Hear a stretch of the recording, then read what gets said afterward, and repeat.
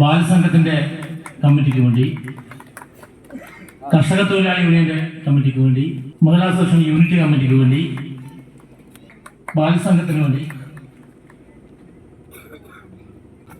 Mahila association A village committee. 9:30 മണി കഴിഞ്ഞു. പക്ഷേ വൈകിട്ടെത്തുമ്പോഴും നാട് ഈ സ്വീകരണ പരിപാടിയെ ഒരു ഉത്സവ പ്രതീതിയോടുകൂടിയാണ് വരവേൽക്കുന്നത്.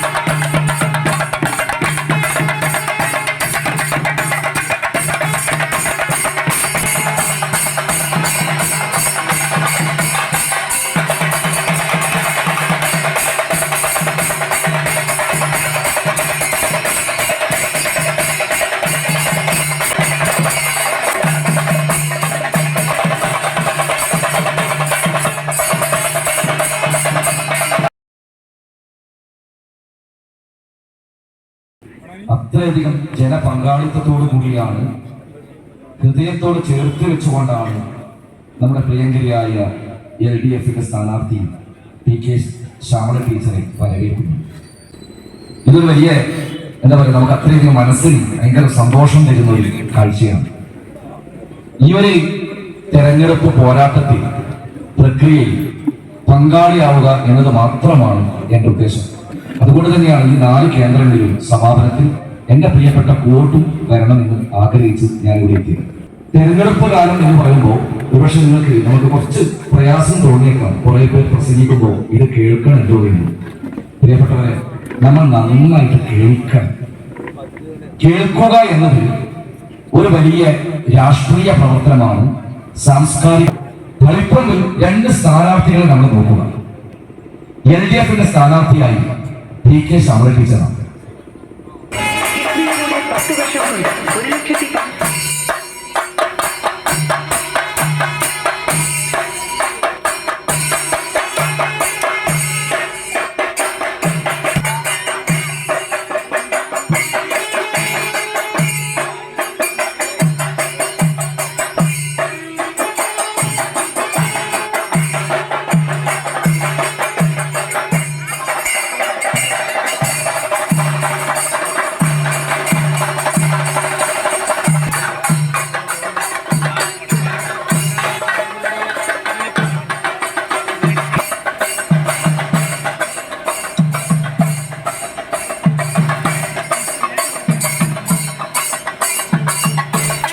ശ്യാമള ടീച്ചർ വളരെ കൃത്യമാണ് ഇടതുപക്ഷ ജനാധിപത്യ മുന്നണിയുടെ കഴിഞ്ഞ സർക്കാരും ഇപ്പോഴത്തെ സർക്കാരും കഴിഞ്ഞ 10 വർഷവും കഴിഞ്ഞ 5 വർഷത്തെ കാര്യം നമുക്ക് ചർച്ച ചെയ്യാം.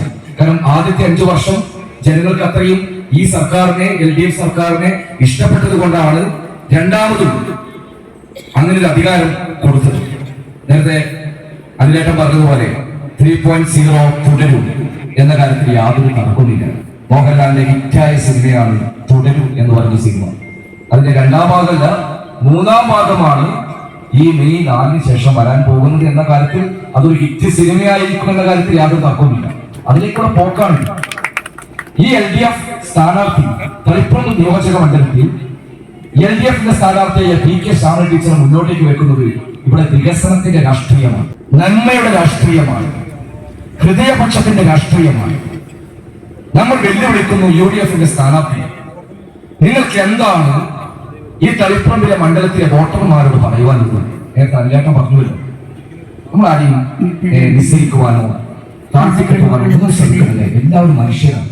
റോഡുകൾ, ഏറ്റവും മികച്ച സ്കൂളുകൾ.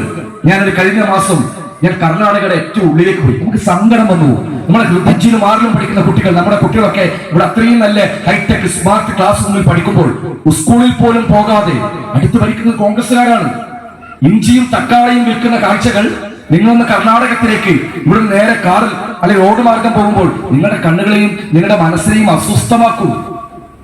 നമ്മുടെ കുട്ടികൾ ഇവിടെ ഉച്ചഭക്ഷണവും എല്ലാം കഴിച്ച് ഏറ്റവും മികച്ച സ്കൂളിൽ നല്ല യൂണിഫോം ധരിച്ച് നല്ല പാഠപുസ്തകങ്ങൾ കയ്യിലേന്തി നമ്മൾ പഠിക്കുമ്പോൾ തൊട്ടടുത്ത സംസ്ഥാനമായ ആ കർണാടകത്തിൽ പഠിക്കേണ്ട കുട്ടികൾ അതേ പ്രായത്തിൽ ഇഞ്ചിയും തക്കാളിയും വിൽക്കുന്ന കാഴ്ച, പൊടി വെയിലത്തിൽ വിൽക്കുന്ന കാഴ്ചകൾ നമുക്ക് കാണാൻ സാധിക്കും. സ്കൂളാണ് എന്ന് പോലും പറയാൻ സാധിക്കില്ല. അത്രയധികം എല്ലാവിധ ജനങ്ങളെയും ഞാൻ കഴിഞ്ഞ ദിവസം വയനാട്ടിൽ പോയി. കഴിഞ്ഞ ദിവസം എന്ന് പറഞ്ഞാൽ നമ്മുടെ ചിൽഡ്രൻസ് ഡേ നവംബർ